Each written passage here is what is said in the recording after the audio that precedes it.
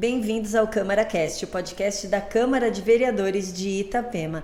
E hoje, uma noite especial, um podcast especial aqui com o José Luiz Vieira, fundador da ProRim, e também o Michael Truppel Machado, presidente da ProRim. É um prazer ter vocês aqui e fazer esse podcast tão diferenciado hoje. Vamos começar contando contigo. Antes de tudo, sabe o que eu quero saber, antes de você me contar a história da ProRim? Eu quero saber por que todo mundo está te chamando de Xuxo. Doutor Xuxo? O que aconteceu? Olha, eu nasci na época da guerra, em 1940, da Segunda Guerra Mundial. E naquela época não existia televisão, nem redes sociais, só existia o rádio. E pelo rádio a gente ouvia as notícias da guerra. E uma das pessoas mais importantes na guerra foi o primeiro-ministro da Inglaterra, Winston Churchill, que aqui no Brasil chamavam de Churchill, né? E a minha avó perguntou dias antes de eu nascer para o meu irmão de 4 anos de idade, o Djalma, como é que seria o nome do neném? E disse assim, pode ser Mr. Churchill. E aí o meu irmão saiu, no dia que eu nasci, ou dias depois, o meu irmão saiu pela vizinhança dizendo, vai lá em casa ver que o Xuxo nasceu. Foi no vizinho, foi no outro. O nome pegou. E o meu apelido pegou antes do meu próprio nome. Meu Deus, né? E hoje em dia todo mundo te conhece assim, Dr. Xuxo. Dr. Xuxo, minha vida toda, né? Aliás, existem pacientes e muitas pessoas que eu conheço que não sabem o meu nome. Só conhecem pelo Xuxo. Apelido. Muito legal. Não tem nada a ver com a Xuxa, Gabriela. Pois Pode é. ver, né? Né? O Xuxa, a Xuxa não tem nada a ver. Não, ela tem que me pagar royalties pelo apelido. Também acho. Porque o meu é primeiro. Então, doutor Xuxo, fala pra gente um pouquinho de como foi ser o fundador da ProRim, né? Se você esperava que ela tivesse essa proporção, esse tamanho, essa importância na vida das pessoas. Isso lá em 1987? Há 36 anos atrás, né? 36 Poxa mais vida. ou menos. Olha, eu estudei na América durante 5 anos, nos Estados Unidos. Vim de lá com uma máquina de hemodiálise debaixo do braço que ganhei de um paciente. Paciente muito agradecido, fez hemodiálise, depois fez transplante e perguntou para mim, você vai para o Brasil, o que existe lá? O que eu posso fazer por você? Eu disse, olha, lá não existe nada do que nós temos aqui. Realmente não existia. As pessoas que tivessem insuficiência renal morriam, né? Como, aliás, morreu, por exemplo, a mãe de um grande amigo meu durante a vida toda. Foi um grande amigo meu e a mãe dele morreu de insuficiência renal. Não tinha hemodiálise na época. E daí eu cheguei em Joinville com aquela máquina, coloquei a máquina lá no Hospital Municipal São José, mas tinha muita gente para tratar, né? Que, vamos dizer assim, era paciente do SUS e pouca gente no nosso consultório que podiam pagar. Antigo INAMPS, né, doutor? O antigo INAMPS, exatamente. E daí nós começamos a pensar o que fazer para aquelas pessoas que nós atendíamos no Hospital São José tivessem um tratamento melhor, um tratamento mais adequado, que tivessem acesso ao tratamento, porque ainda existe muita gente que não sabe que tem doença renal e morre antes de se tratar. Vamos aproveitar e falar quais são os sintomas da doença renal. Nenhum. É silenciosa. É silenciosa por muito tempo, vamos dizer. Ou a pessoa pode perder 50% da sua função renal ou mais e não sentir absolutamente nada. Isso é a importância da prevenção, né, doutor Xuxa? Através dos exames de creatinina, né? Porque é uma doença, infelizmente, silenciosa. Né? Michael, esse exame que você falou, é um exame comum que geralmente os médicos pedem ou não? Não é muito comum, não. Geralmente é o médico nefrologista que pede, por isso que a ProRim tem feito não só o tratamento do paciente na máquina, mas também feito todo um trabalho de prevenção e orientação para que a população faça esse exame de creatinina que mede a nossa função renal. Ele não é comum porque o médico não pede. Pois é. Sabe? É um exame que custa R$3. Enquanto que um Nos paciente... exames de rotina ele podia estar incluído, como né? fazer a glicose, né? Para saber se o sujeito é diabético, pede glicose, pede também creatinina e o exame de urina. Com esses 3 exames, a gente já sabe se o sujeito tem diabetes e se ele tem insuficiência renal, porque diabetes e hipertensão arterial, elas contam com 60% a 65% dos pacientes que fazem depois doença renal crônica. Olha só, então um passo importante seria a conscientização dos próprios médicos, né, para começarem a pedir esse exame aí, que aparentemente é um exame simples de ser feito e barato, né? E barato. E poderia estar salvando aí a vida de quantas pessoas? Quais são os índices da doença renal? Hoje no Brasil, Gabriela, existem 157 mil pacientes fazendo hemodiálise. Esses que já infelizmente perderam a função renal e dependem de uma máquina de hemodiálise para sobreviver. Mas existem muito mais pacientes perdendo a função renal e não sabem, infelizmente vão descobrir lá na frente, num momento que vai ser muito tarde. Porque a doença é irreversível, né, doutor? Por exemplo, como a nossa vereadora aqui, a nossa vereadora tinha diabetes, estava com uma insuficiência renal avançada e não sabia. Aí depois que ela teve os sintomas mas aí um sintoma já tardio. Aí foi obrigada a ir direto para a máquina de diálise. E a Raquel é uma mulher jovem, né? E está enfrentando aí tudo isso, então poderia também... Com muita bravura. Com muita bravura. Inclusive, divulgando isso, né? Para que alerte as outras pessoas, né? As pessoas próximas também. Exatamente. Existem 40 mil pessoas hoje, pacientes, aguardando um transplante renal. Então, conscientizar a população também da importância da doação de órgãos, porque hoje como que funciona? É o familiar que é abordado no momento do falecimento do paciente para saber se aqueles órgãos vão estar disponíveis para doação ou não. Então, você falar com seus familiares que você é um doador de órgãos é importantíssimo, porque na hora é a família que vai autorizar ou não essa doação. E tão importante, né? Porque aí pode ser tirado vários órgãos, né? Salvar várias vidas, né? Uma única pessoa salva várias, né? Exatamente. Não é só o rim que doa. Ele pode doar o coração, pode doar o pulmão, pode doar a pele, né? Pode doar córneas. Isso tudo pode ser naquele momento, né?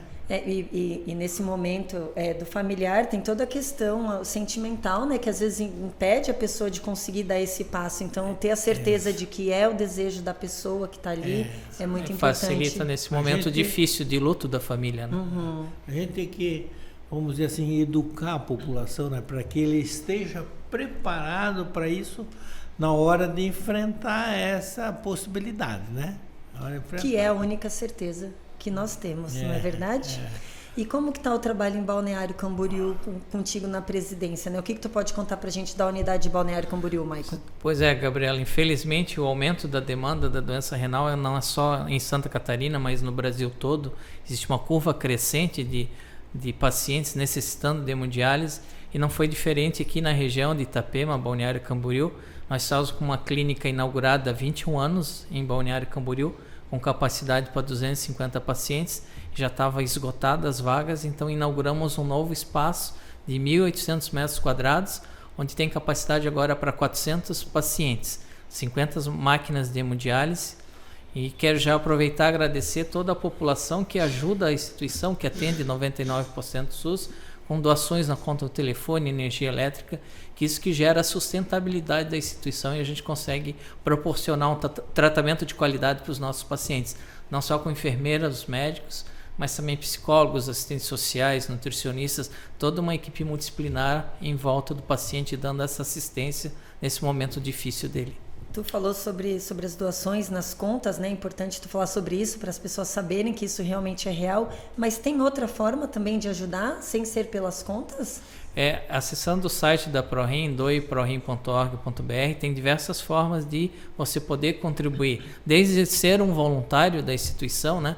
Arrecadamos cestas básicas, muitos pacientes não têm condições de trabalhar e têm necessidades, né? Então doamos cestas básicas também para esse paciente. Então a pessoa pode ser um voluntário ou um contribuinte com recursos financeiros, doar roupas, cobertores, toda uma assistência. Cestas básicas para esses pacientes que precisam e que muitos não conseguem trabalhar porque dependem de uma máquina. Sempre falo que a alta do paciente renal é o transplante, né? Senão ele vai depender o resto da vida de uma máquina para sobreviver. E o Dr. Xuxo pode falar, né? O transplante também não é algo tão simples, né? Porque tem que ser compatível, então não é só ter o doador, né? Sim, tem tudo isso. É uma cirurgia, vamos dizer assim, sofisticada, né? Senão muitos fariam, né? Existem naturalmente os centros especializados para isso. E realmente é uma cirurgia que necessita um pré-operatório muito bem feito, existe a compatibilidade dos órgãos. Às vezes a pessoa assim, diz assim, eu estou lá naquela lista, né? Eu estou na lista Uma fila. E numa fila, estou na fila e tem gente passando na minha frente na fila. Não é. São compatíveis. É uma lista, não é uma fila, é uma lista em que vai fazer o transplante daquele que for mais compatível para que exista mais sucesso no transplante, né? Agora eu estava ouvindo aqui o Maicon e ele falou em agradecimento e eu quero enfatizar algo que aconteceu aqui na Câmara de Vereadores, né? A vereadora Raquel, né, promoveu essa sessão hoje à noite para agradecer, né? E houve um agradecimento, vamos dizer assim, geral da população. Os vereadores falam em nome da população da cidade, né? E esse agradecimento nos comove muito, porque eu creio que o agradecimento é a maior das virtudes, né? Sabe, eu já sou médico há 57 anos. Lido com pacientes desde o meu 4º ano de medicina, ou seja, há 60 anos. E não é o dinheiro que faz o médico feliz. O que faz o médico feliz é ele saber que ajudou alguém, saber que ele está sendo útil. À medida que o tempo vai passando e a gente vai ficando mais velho, a gente vai acreditando cada vez mais nisso, sabe? E esse agradecimento de hoje nos comoveu muito. Esse é aquilo que a gente deseja, né? E nós notamos, né, Maicon, que aqui na Câmara de Vereadores mesmo, haviam várias pessoas que já tinham sido atendidas pela Fundação. Algum familiar atendido pela instituição. Né? Sabe? Então, é gratificante. Hoje foi uma noite maravilhosa. E esse ano é um marco para a instituição, daquele primeiro transplante realizado pelo Dr. Xuxo. Eu queria que ele falasse lá do em primeiro 1978, transplante. Esse ano nós vamos completar 2.000 transplantes. Então é um momento realmente, né, que a gente está muito feliz pelo alcance da instituição, né? Esse papel social da instituição. A gente vendo lá atrás, né, o sacrifício que foi feito para que a gente fizesse o primeiro transplante. Agora, né, a gente vê 2.000 transplantes realizados, é também muito gratificante, né? E Maicon, tu contou também que tu foi paciente. Exatamente, com 4 anos de idade eu tive insuficiência renal. Meu paciente, foi o primeiro contato com o Dr. Xuxo, foi no hospital e Deus me colocou na Fundação Proin e hoje na presidência, né? Então também fui paciente renal. O Maicon tem na carteira de trabalho dele só um local de trabalho. Ele trabalha há 27 anos na Fundação Proin. Então começou lá nos primeiros degraus e foi galgando, etc. Foi chefe dos recursos humanos, advogado da Fundação e depois diretor administrativo, etc. E nós chegamos à conclusão que ele era o melhor nome para ser o presidente da Fundação. Muito legal. Olha, eu percebi aqui que se deixar a gente vai longe, com certeza a gente Sem já dúvida. passou do tempo do nosso podcast, mas teve muita coisa esse importante. Podcast é muito curto. Muito curto, né? Eu também acho, às vezes eu também acho. Hoje é um dia que ele fica muito curto mesmo para tanto assunto. Mas eu queria agradecer a presença de vocês. Se tiver mais alguma coisa para pontuar, Maicon, Dr. Xuxo, vocês podem falar. Você quer falar mais alguma coisa? Não, só sobre agradecer a Fundação? mesmo o espaço. É importante a gente levar o que a ProRim faz, né, para toda a população que tanto apoia a nossa causa, e a gente tem esse dever de prestar contas do que essa população tanto apoia a instituição. Dr. Xuxo. Eu quero fazer um mexerico. Quero contar um segredo. Não é Conte. segredo. Nós estivemos no gabinete da vereadora Raquel, um pouco antes da sessão aqui, e nós contamos para ela que nós fizemos na Câmara Federal um início da semana de prevenção, tratamento, diagnóstico e tratamento das doenças renais.